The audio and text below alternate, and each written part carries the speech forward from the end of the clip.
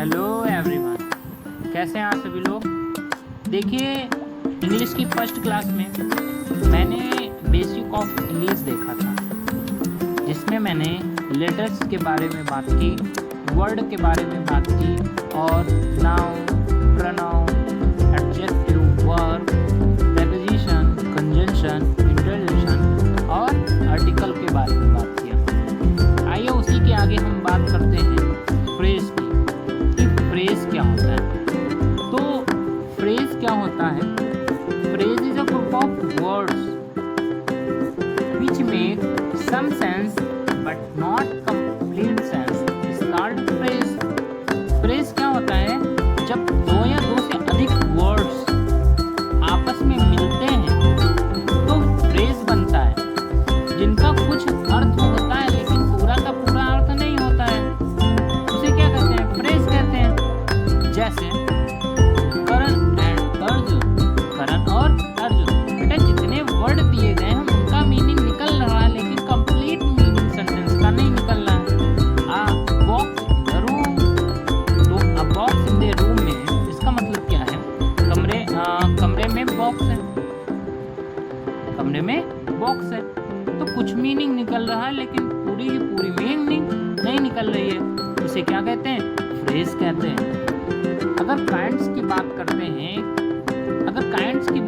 हैं, kinds of phrase, तो ये तीन प्रकार के होते हैं। Three kinds of phrase: noun phrase, adjective phrase और एडवर्ब फ्रेज। उसके बाद हम बात करते हैं सेंटेंस। सेंटेंस क्या होता है? Sentence is a group of words which make complete meaning. मतलब सेंटेंस जो होता है वो ग्रुप ऑफ वर्ड्स होता है विद कंप्लीट मीनिंग, जिसकी पूरी की पूरी मीनिंग होती है, सेंटेंस कहलाता है। It has its main verb. Sentence की एक मेन वर्ब होती है और इसमें क्या होता है? अरेंजमेंट ऑफ वर्ड्स होता है। इसमें वर्डों का क्या होता है? अरेंजमेंट किया जाता है। देखिए अब हम स्ट्रक्चर देखेंगे कि सेंटेंस का हमारे स्ट्रक्चर कैसे होता है। इसको सिंटैक्स कहते हैं या स्ट्रक्चर कहते हैं। इसे स्ट्रक्चर कहते हैं सेंटेंस का। बेटा, इसमें सबसे पहले क्या होता है? सब्जेक्ट होता है। सब्जेक्ट कौन होता है? डूअर होता है, कर्ता होता है, करने वाला होता है।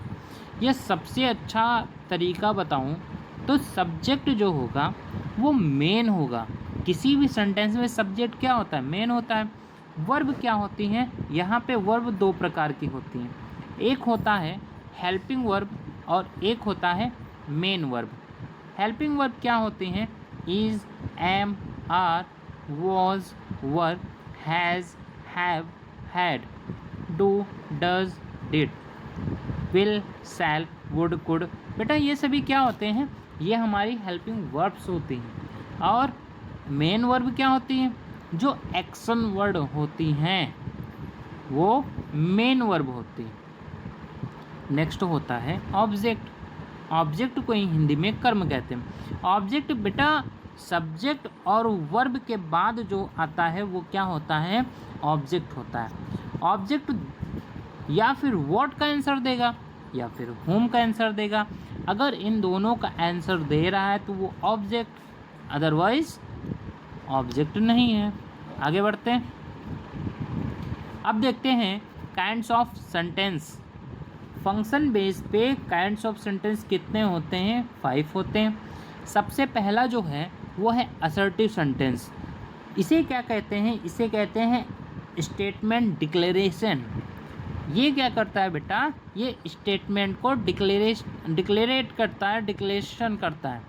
इसमें असर्टिव सेंटेंस को दो भागों में बांटा गया है, अफर्मेटिव सेंटेंस और निगेटिव सेंटेंस। अफर्मेटिव सेंटेंस का फॉर्मेशन कैसे होता है? सबसे पहले क्या आएगा? सब्जेक्ट आता है, फिर हेल्पिंग वर्ब आएगी, मेन वर्ब आएगी, उसके बाद क्या आएगा? ऑब्जेक्ट आएगा। जैसे Radha is writing a letter, तो यहाँ पे राधा क्या है? सब्जेक्ट है। भाई इस सेंटेंस में मेन कौन है? राधा है, जो लिखने का काम कर रही है। इज क्या है? हेल्पिंग वर्ब है। राइटिंग क्या कर रही? एक्शन वर्ड है। और ऑब्जेक्ट क्या? व्हाट क्या लिख रही हैं? लेटर लिख रही हैं। तो बेटा यहाँ पे ये अ लेटर क्या हुआ, ऑब्जेक्ट हो गया। निगेटिव सेंटेंस की अगर हम बात करते हैं तो यहाँ पे सबसे पहले सब्जेक्ट आएगा, फिर हेल्पिंग वर्ब के बाद नॉट, फिर बेटा मेन वर्ब, उसके बाद ऑब्जेक्ट। तो इसका एग्जाम्पल देखते हैं। तो Radha is not writing a letter, as it is sentence है, इसमें नॉट आ गया।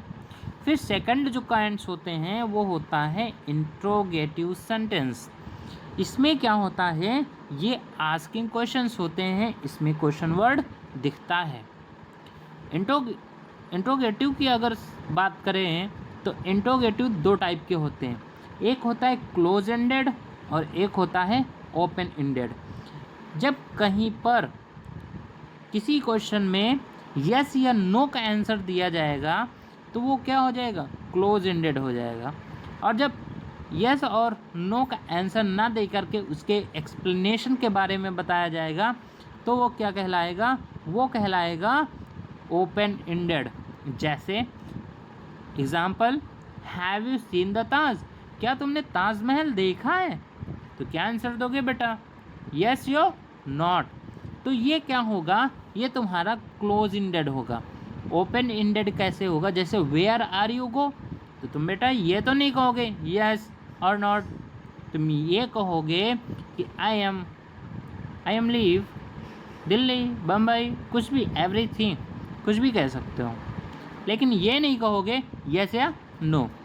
तो हमारे इंट्रोगेटिव सेंटेंस दो टाइप के हुए, क्लोज एंडेड और ओपन एंडेड। आगे हम बात करते हैं इम्परेटिव सेंटेंस में। इम्परेटिव सेंटेंस में क्या होता है, तुम्हें रिक्वेस्ट दी जाएगी, तुम्हें कोई कमांड दिया जाएगा, ऑर्डर दिया जाएगा, एडवाइस दी जाएगी, सजेशन दिया जाएगा और वार्निंग दी जाएगी।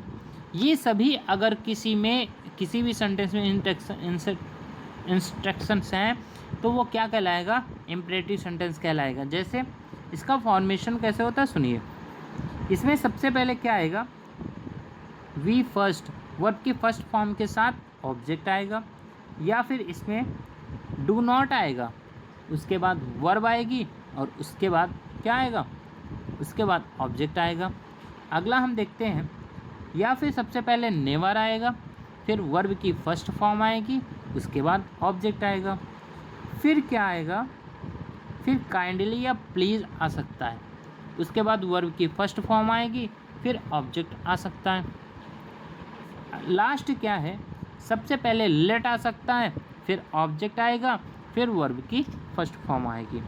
इसमें हम देखते क्या हैं, सबसे पहली बात अगर देखें तो इन सभी के सभी सेंटेंस में सब्जेक्ट नहीं लिखा जाता है, इन सभी में सब्जेक्ट नहीं है, बट सब्जेक्ट अंडरस्टूड है।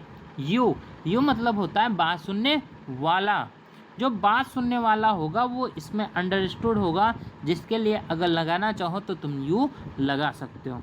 नेक्स्ट पढ़ते हैं हम ऑप्टेटिव सेंटेंस। ऑप्टेटिव सेंटेंस क्या होता है, जिसमें किसी के लिए विश की जाए, किसी के लिए प्रे किया जाए, किसी के लिए ब्लेसिंग दी जाए, किसी को कर्ज दिया जाए। जैसे पहला स्ट्रक्चर क्या है, मे प्लस सब्जेक्ट के बाद वर्ब की फर्स्ट फॉर्म, जैसे may my parents live, may my parents leave.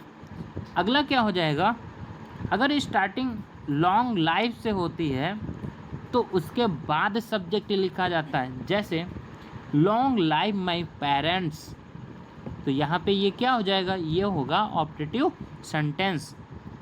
Next formation है कि मे के बाद सब्जेक्ट आएगा और उसके बाद बी आएगा, फिर एडजेक्टिव आएगा। देखते हैं, may you be happy, may you be happy, right.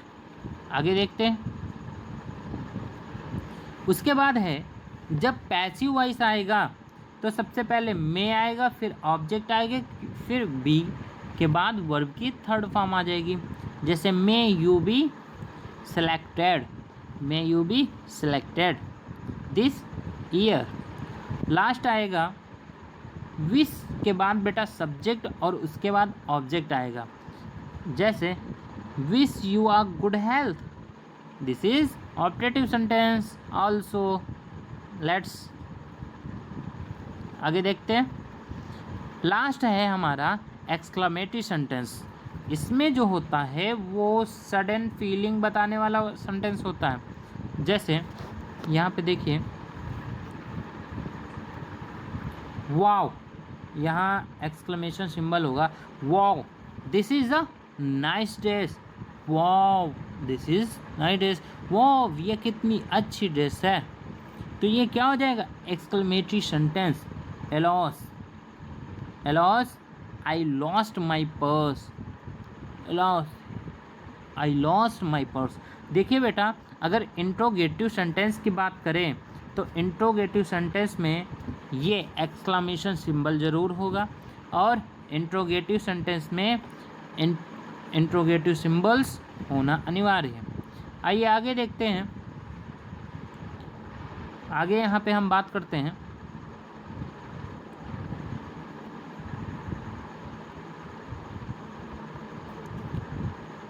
देखिए यहाँ पे हमारा टेस्ट है, इसमें 5 क्वेश्चंस दिए गए हैं। इन 5 क्वेश्चंस का जो आंसर है वो तुम्हें कमेंट बॉक्स में बताना है।